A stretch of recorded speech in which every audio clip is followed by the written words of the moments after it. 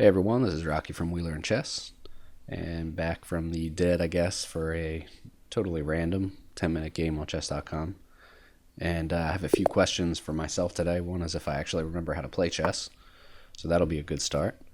And two, I wanted to see, I've been watching different YouTube channels. By the way, if you haven't been to my blog, I do keep updating that list of YouTube channels, and there's some really good ones that have popped up recently. I guess this like Verisov attack. I think I should have played d5 there. I don't really know. Um, and huh. I don't know anything about this as I'm talking. I don't know if I've actually ever faced this line in my entire life. So I guess I'm going to take this. I don't know. If he takes with the knight, then I've got a square here, or I can attack this pawn. It's hard for me to imagine how. I guess he defends it with f4. I mean, I could play the knight to the center, temporarily stop f4. He could play c4. And where's my knight going?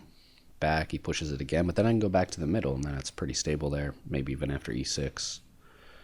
Yeah, if I go to g4, I just assume f4, and there's not really a good square from there. So I'm going to go to the middle, not attacking the pawn immediately. I guess, oh, he can play f4 anyway. He's defended by the bishop. But what I was going to say was, and this is probably a moot point by now, given that the opening is already totally in, just something I've never even seen, is that I've been watching Tal Barone's channel for a while, actually. It's a great channel. And I wanted to try to follow his advice. If you haven't seen, especially his stream with Hutch, which I started to watch, I think there's one or two videos where Hutch is playing, who's fun to watch anyway. His channels, especially if you like other kinds of gaming, and I think his chess videos are pretty entertaining too. I like his presentation style. Hutch is playing while Tal is talking, and because he's kind of a similar, I guess, level as me, like intermediate kind of level, then I find it interesting to to see kind of what he's thinking and what Tal says about that, because sometimes I'll make similar kinds of moves. All right, so anyway, what I was going to say was that Tal tells you to ask a couple of different questions. One is, does your opponent have a threat? And if he doesn't, maybe you could develop your pieces. A lot of times giving attention to improving the worst placed piece, which I've heard that advice before from books and videos and stuff. So let's kind of try to stick with that theme and see if I can improve my chess a little bit, trying to follow those basic pieces of advice. So I've got to develop. I don't know if I necessarily have to castle. I mean, the queens are off the board, so I can put that off for a little bit probably.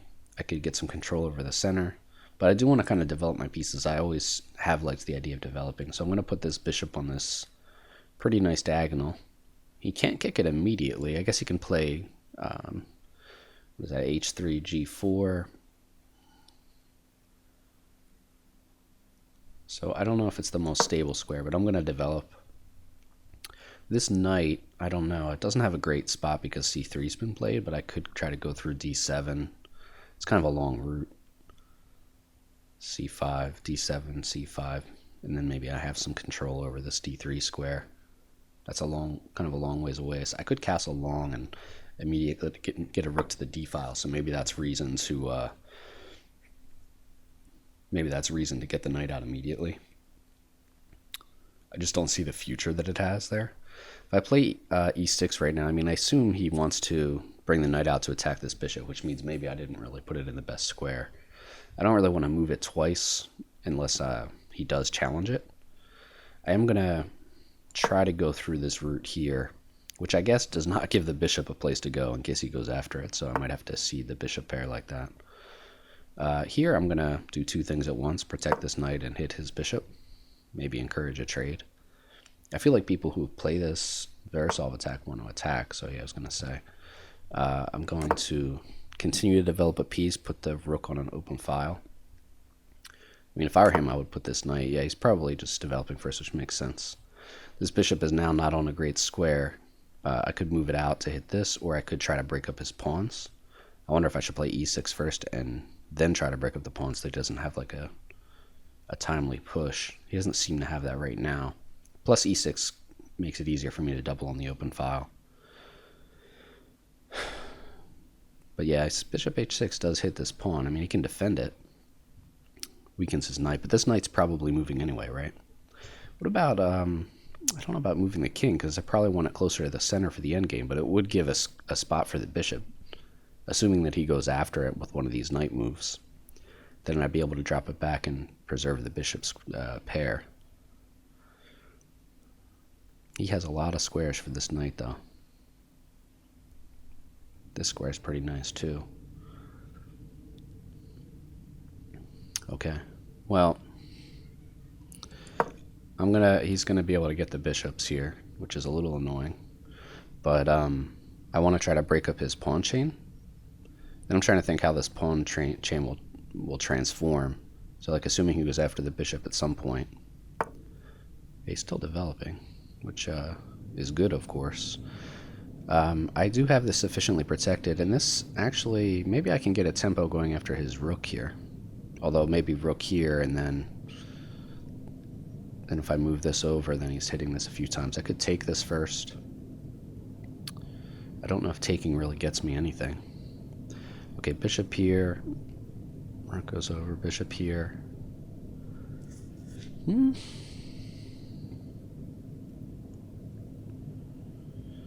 I guess what does he get, 2 pieces for a rook there? I'm not really sure.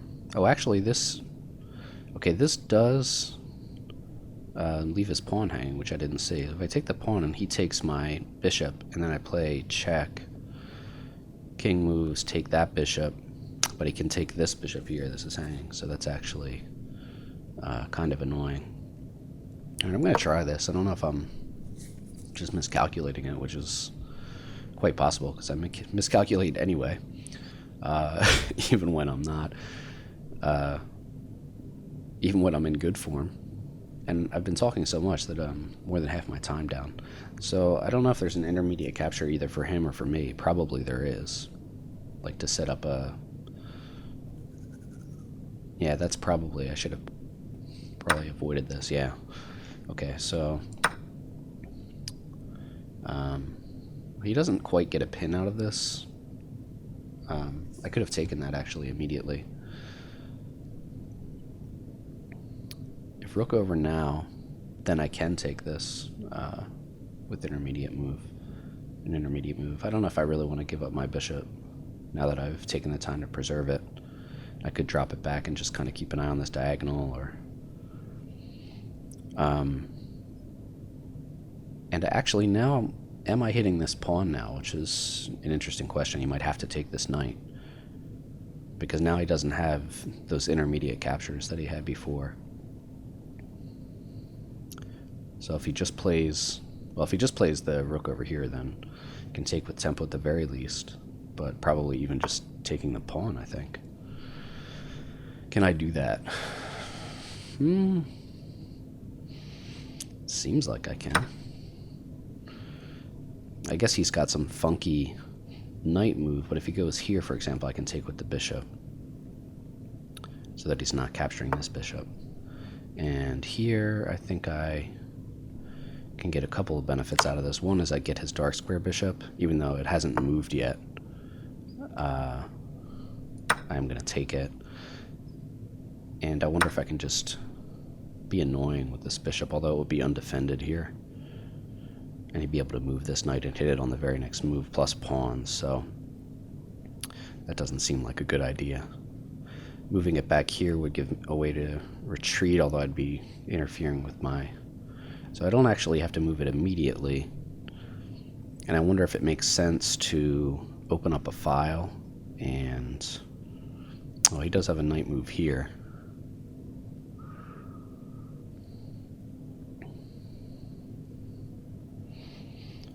This knight probably doesn't want to move just because I'm hitting this pawn. I could try to double and protect this pawn at the same time. Can I do that? I mean, he does have this knight move here, but I can move the bishop in that case.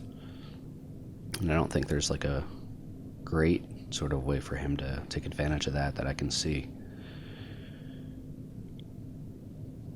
I mean, I was also thinking of getting a rook here to the f-file and trying to break open in front of the king here, but I don't know if it was premature to do that.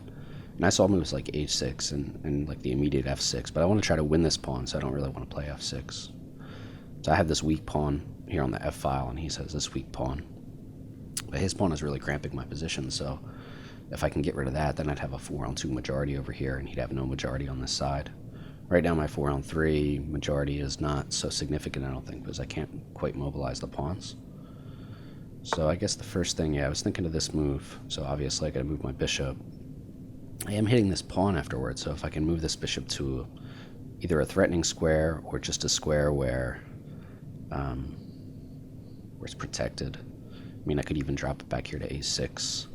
And I might do that. I mean, obviously I can centralize it, but it's not, well, it's not easily attacked there, although he can move a rook over with maybe sort of x-raying defense, if you will. I'm just going to move it back for now. If he tries to go after it, I should be able to play b6 and then get a nice diagonal for it. It's already got a nice diagonal. I'm trying to think where his knights could go to cause trouble. Like maybe he can move the knight over here. Actually, he should, yeah, because not only is he threatening to come in here, he defends this pawn. I mean, I don't know if I want to force him to go there. But he's going to go there anyway, right? And I probably will have to take it. So let me double here. And I'll assume that I'll take this, and then I should have some kind of good discovery. So you might have to attend to that, maybe moving his king over or something, but they'd probably have to move it back to the dark square here. I mean, this is a tempo move, so he could do it, and it would really officially cramp my pawns. I'm not going to move the rook, so probably I will take it. He's also hitting a pawn here. Okay, so yeah, I guess he saw that. So I'm gonna get rid of his well-placed knight and really try to cause him some trouble here. I might have to play b6, get the bishop back to get rid of this knight. This knight is also threatening to come down here. Okay, he went over here. Actually, I'm kind of happy to see that, so I'm just going to protect this pawn. I've got 2 diagonals now for my bishop, and I don't think I'm quite missing anything here. I also can go up and potentially hit this pawn. Like, I could force the decision on the knight. The bishop also can come up here to c4 and just kind of potentially, it's not really a threat, I guess, but threaten to take this and then take over the file. I'm going to take this without question. And I could try to swing the rook over, and actually I don't quite see how he defends that other than g4, so I can play h5 first. I'm not sure why he was thinking there. I'm going to, in the interest of trying to save some time, I'm going to try to move a little bit faster because I'm down to 2.5 minutes. And yeah, I've got some interesting ideas here. I don't want to bump the knight with c4 so he just goes back to this blockading square. Yeah, so I'm just going to try to improve here. I mean, I can try to win this pawn. I'm trying to see how, if he pushes here. Okay, so he wants to block.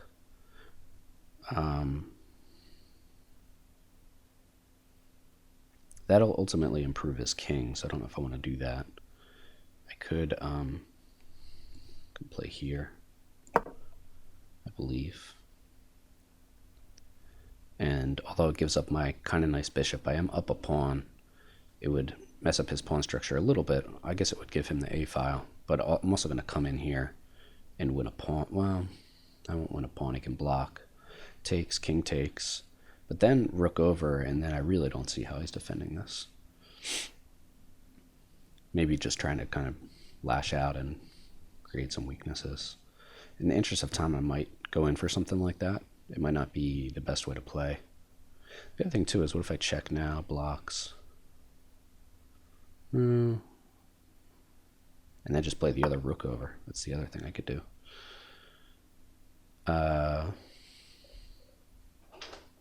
Yeah, let me do that. Why you are closing? Let me take this first here. And I feel like this has got to be good.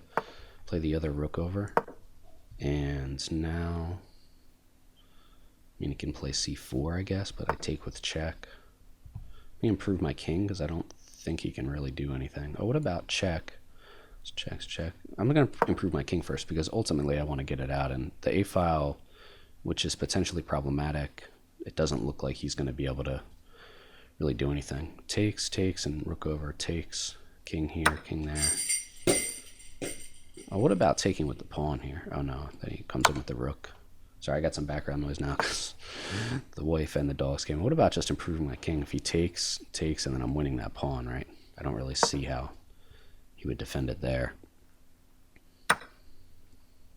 Normally you take towards the center, but this gives me another square to attack this, and also it prevents really any potential for him to like maybe cause a weakness. I'm just going to grab the opposition here. And I'm a terrible endgame player, so I don't recommend taking too much advice from me. You can improve his king, but it seems like that'll be short-lived. Oh, I guess he can play in here now, actually. What was I thinking? But eventually he should run out of moves if I'm careful. This is one of the ways I mess up my end, especially king and pawn endgames. Yeah, he should have probably went in. So I'm just going to make sure that he can't do that anymore. And maybe I should play this first. Yeah, now he can't do anything with the king, so he had one chance to do that. So I can take the opposition here, but he can't really grab it anyway. Push, push. I don't think I'm messing it up by not taking the opposition immediately. Just want to advance my pawns a little bit further, and he can't ever go there, right? Unless I let him in this way.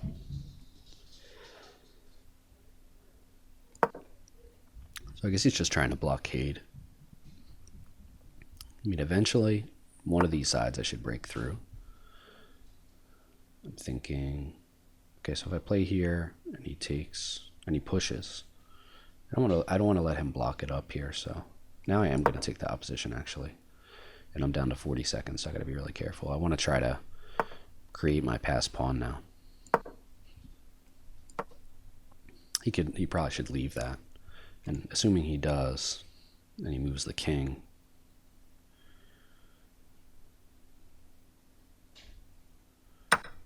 Okay, yeah, I don't think that really helped him. Sorry about the bell in the back of my dog's ringing the dog bell. Yeah, now it's now that I've got the passed pawn, it shouldn't be a problem. So just actually that was probably a mistake because it gives him some sort of ideas of maybe trying to. I just wanted to put him in Sung Swang basically. I probably could have done it a lot of different ways. And 30 seconds here is the only potential issue, but it should be more than enough time. He might do something tricky, so I got to be careful with pre-moves. And yeah. Like if I'm pre-moving these and he does something kind of silly, like I could pre-move that.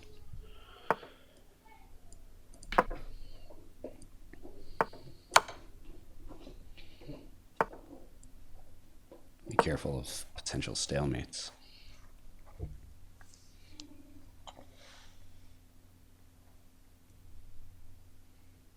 I can't even go there, actually. Yeah, he's got to go back, right? Yeah, so this is the kind of thing I was saying, like with the... it's not stalemate because he's got to go somewhere.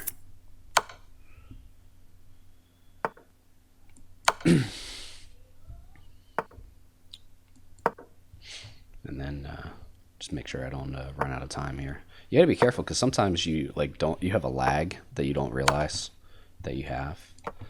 And I'm just going to get this out of the way. I guess I'll do it the the really, really lazy way.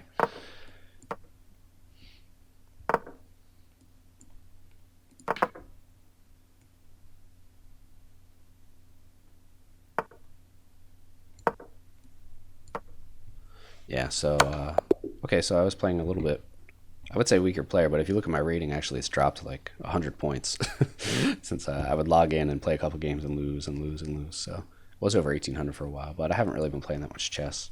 So it was kind of an interesting game, I guess, just because I haven't played very much. I've been playing on some other sites, like I'll play anonymous sometimes on WeLearnChess just because I know I'm going to get like destroyed if I try to play my rating right now without practicing.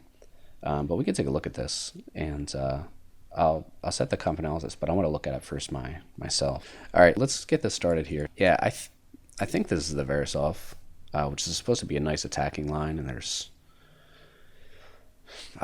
not even going to pretend to understand the ideas of that. I feel like the downside of it has to be that it blocks the c pawn, because if you watch d4 players play, and I'm not a d4 player, but they almost always want to put this pawn to c4, so blocking it seems like a notable, I mean, maybe it's not even necessarily a disadvantage, but it's a notable difference between those other openings. And so it seems to me that I should play d5 right away, just because that c4 is not going to contest my d pawn like it almost always does in these queen pawn openings. So probably that was like a more accurate move, taking some stake in the center, if I had to guess.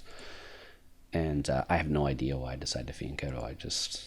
I don't even play off. I don't often play fianchetto openings. So yeah, okay. So I mean, it looks like he wants to just push this pawn, and he did it anyway, which I thought was weird. I mean, ultimately this pawn did become weak, but it was more because of a blunder that removed the support of it.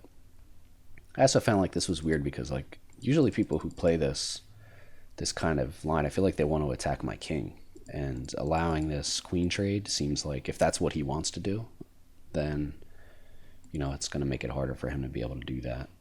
So yeah, again, I thought about moving the knight over here to hit this, but after f4, I didn't really see where it was going because this square is controlled, and I didn't want to have to like move the knight back here or something like that. So I just went towards the center.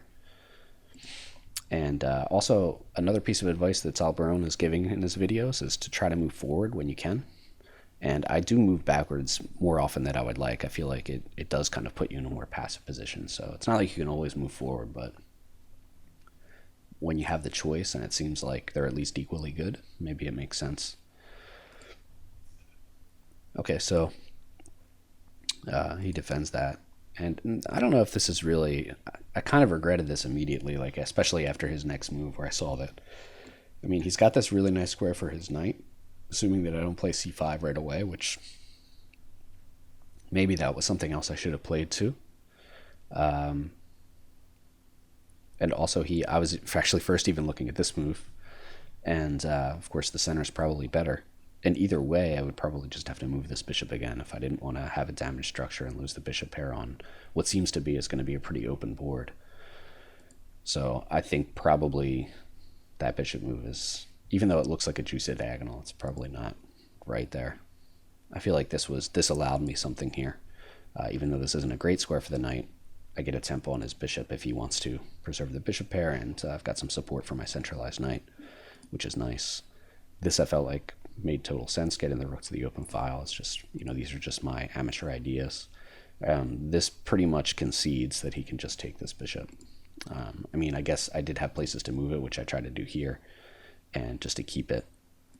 And here, this is clearly where, if I made a big mistake, it was here. So let's see if he could have taken advantage of this. I feel like he could have. I mean, he took here, and I could have taken here, but, I mean, at the very least, he has... I mean, maybe he can do something like this and improve his king a little bit, and then what's the count here? He has 2 pieces for the rook. No, he doesn't.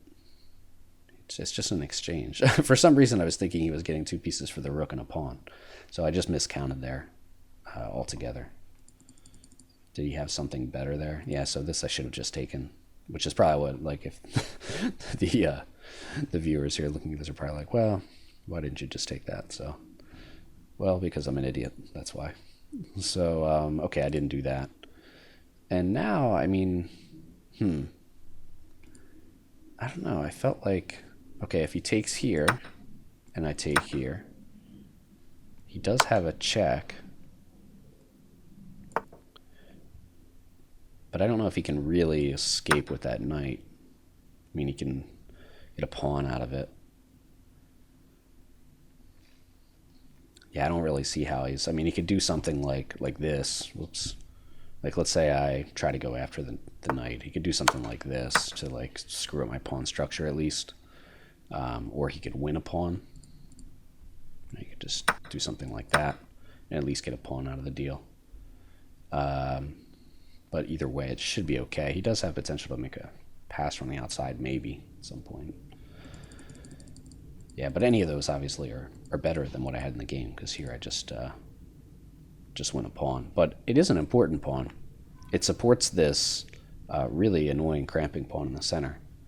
So I don't really think it's too bad. And I don't think he has really good discoveries that I can tell. I mean, I was wondering more about a knight move here. Something like this, hitting both, or hitting this pawn, which threatens a fork. And if I move this rook, then he hits this pawn. If I move this rook, then I have to give up, well, probably I lose a piece, because after something like this, and then something like this, then I'm losing support of this bishop. I could maybe do something like this. No. I don't think there's really...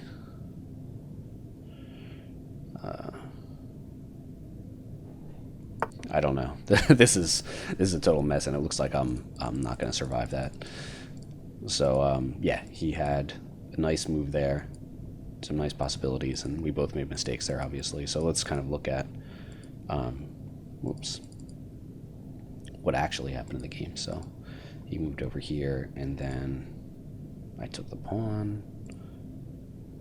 Did he do that in the game? Yeah, I guess he did. Okay, hit this check.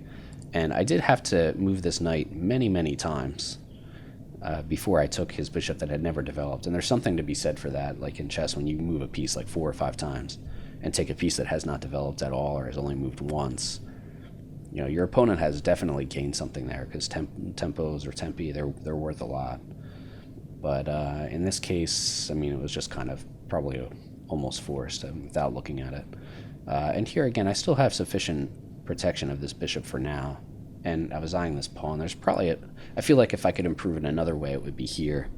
I mean, this move made sense to me in the sense that it was protecting along the 7th rank. It was kind of getting the idea of doubling on the open file, which makes total sense. And the only thing I wonder is if I could have maybe won this pawn, because that would have made things a lot easier. So if I wanted to do that, he was able to get his knight into this route, so probably I should have played h5 here. And he still might have been able to force the issue, like maybe h5, and then can he do something like trying to... But I don't think he can necessarily do it. I mean, like, especially if I just... Like, what if I just play back here? Okay, he does have this move, that's right.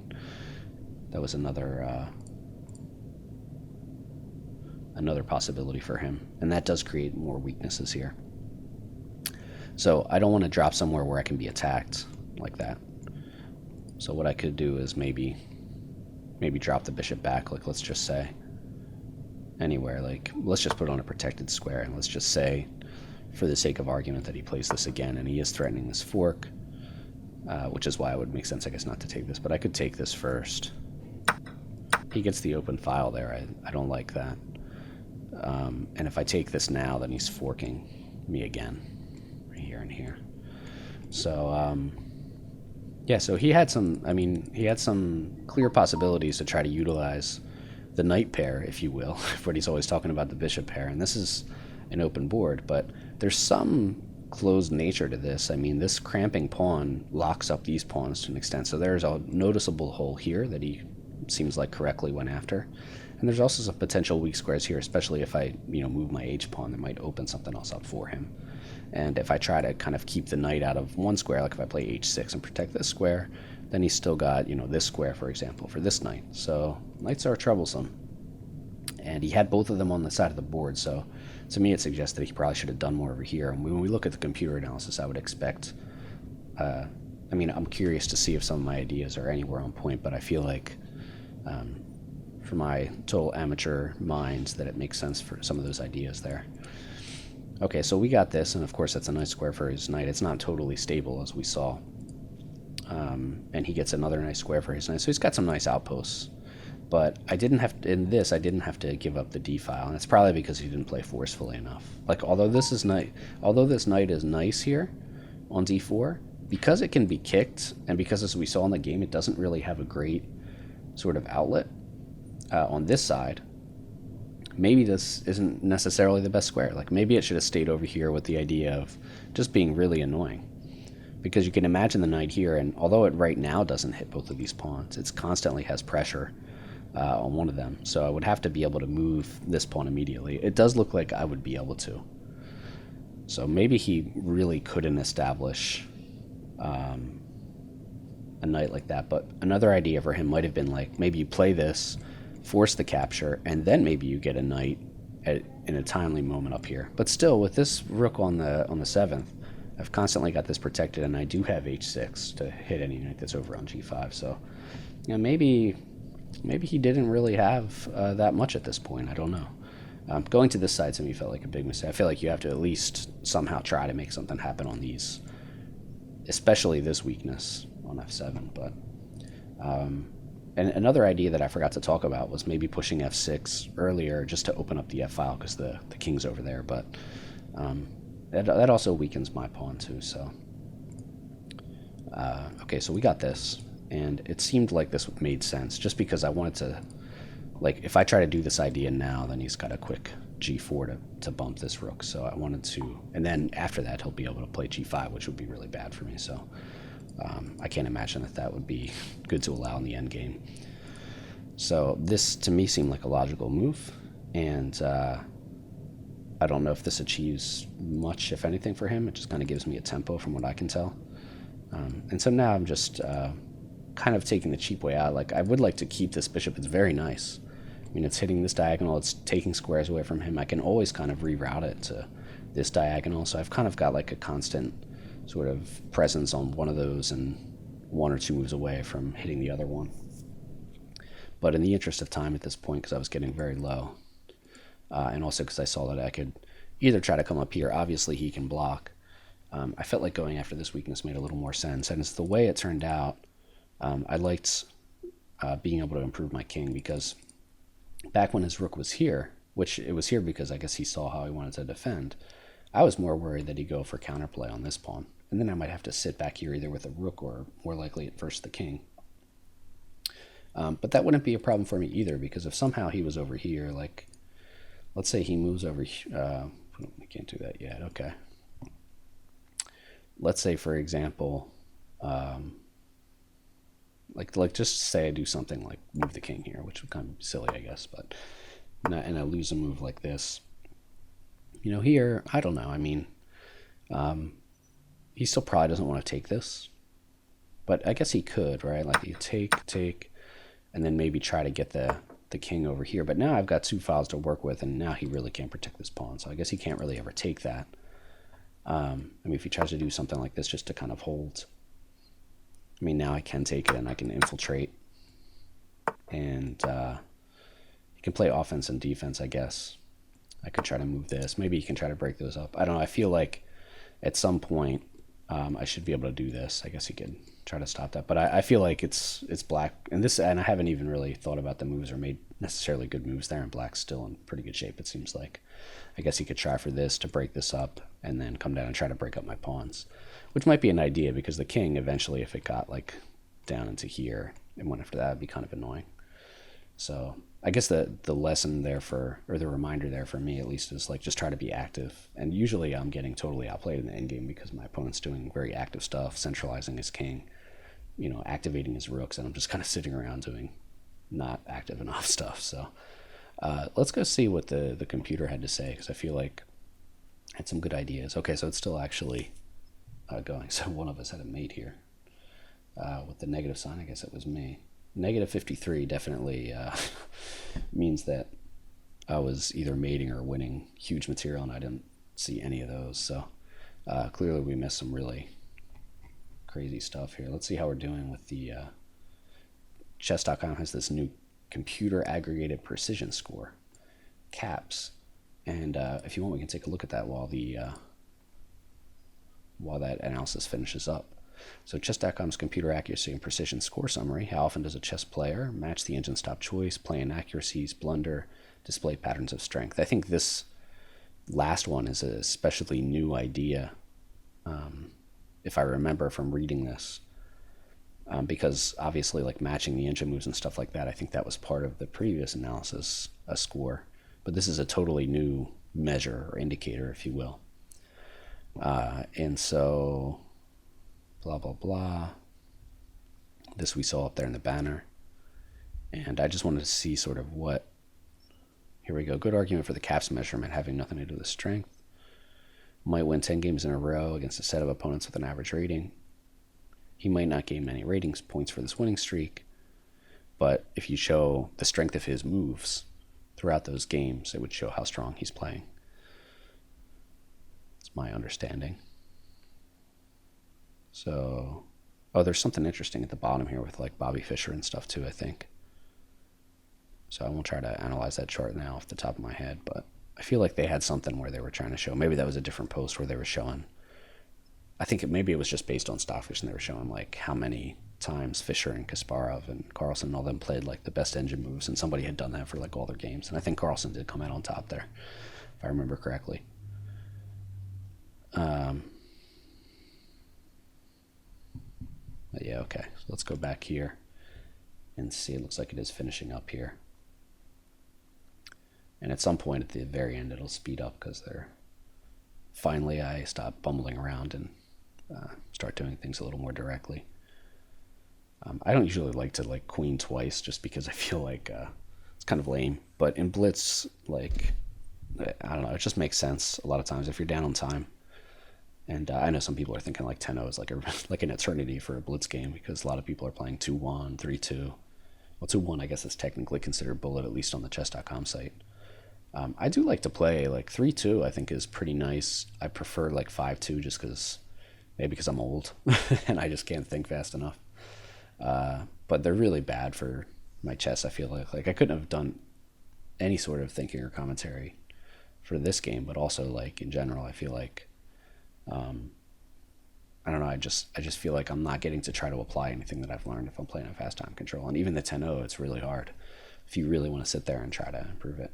Wow. So my opponent, this is surprising to me, had a higher cap score than I did. And I had a much higher difference. Probably this has to do with me missing whatever that was in the middle. So let's go really quick through, and I'm curious if, inaccuracy, a better move was d5. So my first idea is correct. So it may not be for all the reasons I stated, but I think it is pretty sound reasoning, at least in my amateur opinion. But yeah, just taking control of the center, and he can't challenge it immediately. So already my first inaccuracy, and gives him some sort of sizable advantage there. And he is able to take the center right away because I didn't have it challenged. So there you go. That's another reason I was thinking more of c4, but obviously e4. So dumb move on my part, I guess. And e5 did seem like an inaccuracy to me, so that was kind of a correct idea. And simplifying here made sense, obviously, and going to the center made sense. So I feel like so far I'm doing okay, except for the mistake that I made there. Bishop g7 is not the best there, but I won't try to analyze the smaller inaccuracies. And it does say that this is a small inaccuracy as well, which we discussed. And also, which he might have done this move naturally, just without thinking, but it does create those immediate potential, not problems for me, but just sort of potential difficult decisions for me if I were to have to try to move that bishop again. I'm surprised that this is a small inaccuracy. But maybe there was some more forceful way to play. I don't think it's bad, though. Can't be bad. e6 the computer likes, I guess, now that I'm sort of resigned to, I guess, kind of leaving that bishop there. And, it likes bishop d3. That's cool. I kind of thought that was cool. I mean, I did obviously think about taking, because if you think about it, this bishop doesn't have a great future. Even on this diagonal, might really not have a great future. So this might actually not be a good piece for him.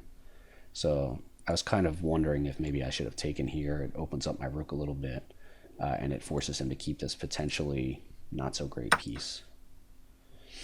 And here, yeah, okay. I did this all in a reasonable way. So I must have missed something in my actual analysis here. That was not necessary, it says. Yeah, I mean, the other thing I thought about was here, but then he takes here with check, takes, and then he's taking here, but at the very end, I would be able to take this knight. So if we look at that here, I did not see that necessarily, although, yeah, and if he had tried to do something like this, defending and attacking, though. But I can take here, and I can retreat this at the very least. Or even maybe here would be better, actually. Yeah, so that's actually not too bad. Okay, so I didn't have to do that. And that does look like an improvement because, like I said, I had to, in my line, I had to make all those moves with the knight. I do get the bishop pair, though, but like I said, this semi-closed part over here, with only one open file, I mean, I did not see at all at any point pinning this knight. I mean, I briefly saw the idea of trying to get a bishop over here, but I just immediately discarded it because of how many moves that would take. I guess it's only 2, but I don't like disconnecting my rooks if I can help it. And so, okay, yeah, so yeah, this was a place where I could improve, and maybe that was one of them. The better move was h5. Okay, so we saw that idea too. I looked at my analysis, just trying to keep at least one of the knights out of a potentially problematic square there. And also, obviously, defended that pawn when I wanted to go after it, so that was another merit of the move. This is just this line. If I were to have played that where we might follow up, and he's trying to maybe defend that pawn tactically or something, I don't know. Yeah, no, I can take it, but it's going to be a little bit messy, but still clearly better for black. Okay, so let's go back to where we were here in the game, and my sort of inferior move there. Still not terrible, obviously. The computer does think that this is a small inaccuracy, and it's funny because I think it's a natural move for people to make, and myself included. I probably would have thought about putting there, but just probably because it's not stable like we looked at. And I like that the computer likes that, just kind of keeping that on a nice diagonal. And it's funny because this did seem like a really annoying move to me. The computer says it's not best. I'm not quite sure what would be best, except for maybe putting the knight back to where the computer wanted to put it from to begin with. Doubling up makes sense. Kicking the knight makes sense. Supporting the pawn makes sense. Taking that annoying knight, obviously, is pretty much forced. And now a computer doesn't like this. I thought that made sense based on my plan. And actually, it's important to point that out too, because you don't always have to make the best computer moves. I mean, if you did, you'd be world champion many times over. But I feel like having a plan is a good thing. So even though this might not be the best move, I think it gave me some chances to create problems, and he was on the defensive. So yeah, from here, this kind of plan makes sense. And I guess the tactic is going to come over here when I had both the rooks over there. Computer doesn't like that. Was my lazy solution, as I mentioned. And yeah, so somewhere in here. Yeah, I did briefly look at that, but I just didn't see like exactly what would happen here if he blocked. Maybe there's a way to start winning pawns if he blocks. I don't know. His king is going to be more central than mine. I didn't quite see that, but it's probably just my terrible endgame skills into play here. This is supposedly an inaccuracy, but like I said, I didn't quite see it, so I'm not going to agonize you guys, if that's the way. Put you guys through an agony of things that maybe you can see and I can't.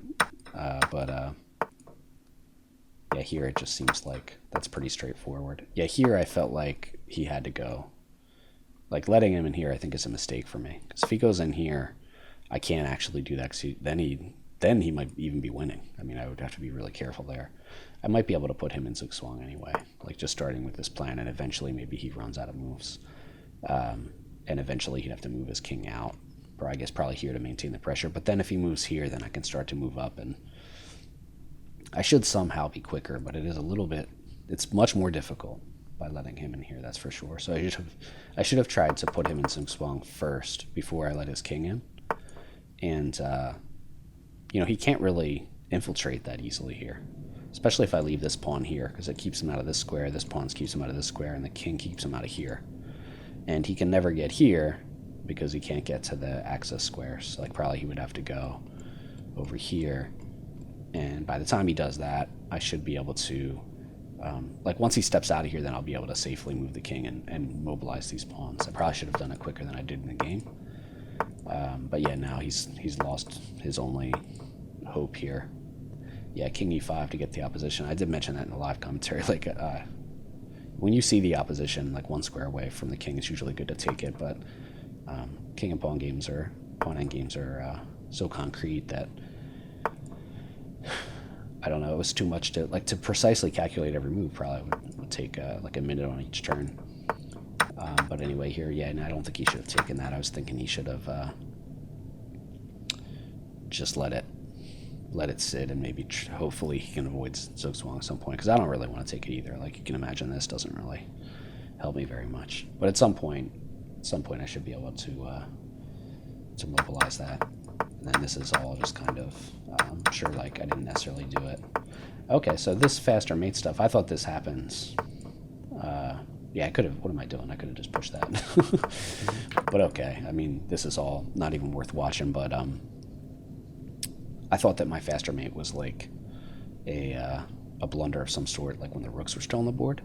But actually, what's interesting to me is that like these kinds of endgames, like my cap score that we were looking at actually is probably higher for this game, because all these sort of like faster mate and stuff like this, like the computer would obviously find all that.